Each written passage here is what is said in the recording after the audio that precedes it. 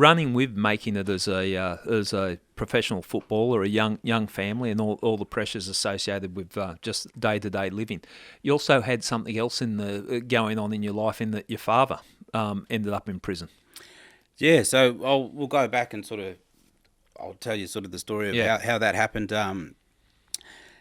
As we spoke about before, being over in Melbourne, we didn't get too much time to be able to go back to WA and spend time with family, but every Christmas was our annual trip back, and we were able to go back and, go down to Mount Barka, and, as a young kid, not seeing all these cousins, and then all of a sudden you've got probably a couple of streets where, you're nearly related to everyone. So, early in the morning, the kids are just jumping up and, you're going to play cricket or footy or going for a walk to the pool or something like that, or sort of, especially Christmas days, you're coming up for a big feed, and it was fun. It was something I look forward to all the time, and, we had, really great experiences. I still look back and see some photos of those times, and, everyone happy and, just young fellas, and, the styles were a little bit different there, Gary, but great photos and great memories. And so from as long as I can remember, we went across every year, and when we went over for a trip when I was about 10 years old, that's when things for our family would change, everyone's lives. I remember going down to Mount Barka, spending our time and Chrissy period with the family, and then expecting to come back up to Perth and then get on a plane and come back to Melbourne. So as we did that, we were staying with my Uncle Bill, rest in peace, at his house, and we went up there, and it was just an odd approach to the house. I remember Mum getting out of the car, my auntie getting out of the car, and usually once you get to the house, you go run into the fridge, or you're going to get some toys or jump on a bike or whatever it may be.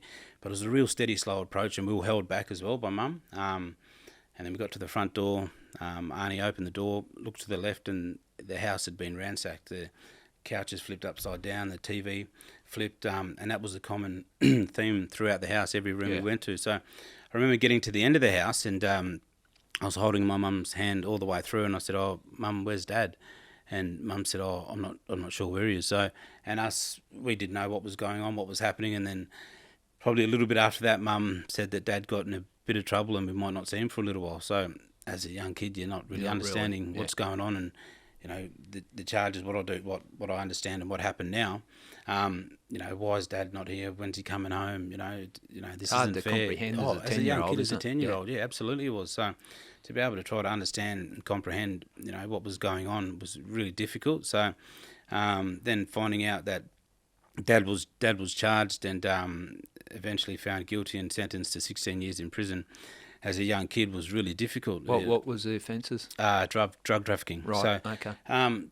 So that was really hard to comprehend, and to thinking how that happened, and what the dynamic of our family is going to change forever now. Where we're going to live, what we're going to do, or how we're going to see Dad. All these kinds of things were really difficult to understand, and Mum did as best as she could to try to keep the family together, but as a young kid, you just love being around your dad. Then all of a sudden, you're taken away from you. You're only going to see him on the weekends, really, and have a phone call and jump on the phone probably for a couple of minutes every day or so. That's the thing. I don't think people fully appreciate the impact that when one person in the family is sentenced to prison, the impact on how many lives it impacts on. And that's not diminishing these victims in these crimes and everything else. But when people are sentenced to prison, it's a sentence for the whole family as well, isn't it? Yeah, 100% it is. We look back at that time now and understand that how we were impacted, and it was traumatic. It's still something that when you speak about it, you relive those moments. You're taken back like it happened yesterday. So it was really tough, and obviously on the family, as I said, my brothers and sisters and Mum as well, and even extended family, Dad's sisters and brothers and our cousins, everyone was hurting, and it was a really, really tough time for everyone. And did you have memories of going to visit your father in prison? Yeah, I do. We sort of used to go in there for a bit, and then Mum and Dad would sort of have a bit of a yarn, and we'd sort of come out and maybe go to the car, or sometimes there was a basketball court at the front. We'd sort of have a little shoot around and wait for Mum to come back out. But they weren't too bad. We sort of, it's a bit of a process obviously to go in there, and it's a pretty scary process with you got to line up, and there's a sniffer dog that goes past, and obviously you're well aware of how it happens in the process there. But as a young kid, you're standing still and making sure that you don't want to sort of don't touch the dog. It's intimidating. It is, And as a young kid, every time you see a dog, you just want to pat a dog, and then all of a sudden, don't touch it, and then your hands is right by side your body. It was really, really daunting, really, really hard experience to go through. But we just wanted to see Dad, so in those dark, gloomy rooms, the dull rooms, and Dad would bring out some lollies or biscuits or Coke or drinks and whatever else, whatever they could, and we'd have a bit of a yarn, a bit of a cuddle, and that was about it. So those experiences weren't too bad, a bit daunting, but I must admit there was one time we had a non-contact visit, and that was traumatic. That was really, really difficult. Not allowed to. So obviously the dog would have sat on one of us, and so a non-contact visit was the consequence of that.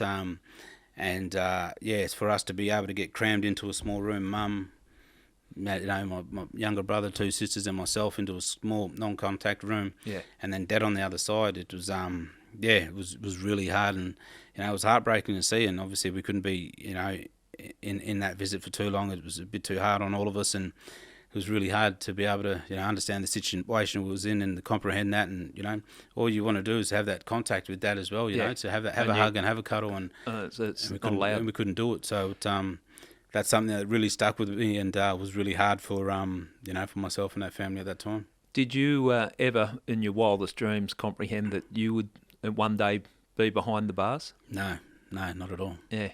It's not something like I speak to some people who have gone down the path, and it's almost like, well, that's part of growing up. They expect it, but that wasn't your path. Your path was a mistake has happened, and you've found yourself in prison. Yeah, as a young fella, when seeing Dad in prison as well, you had a lot of family members as well. So that was sort of the norm there, but there's certainly something that I didn't think I would get in trouble. It wasn't going to be your path. Or seeing family and seeing Dad, it was something I wanted to steer away from and not be involved in that. Yeah, so certainly something I never ever thought I was going to be be a part of, and in the justice space. But unfortunately, I did find myself in that situation.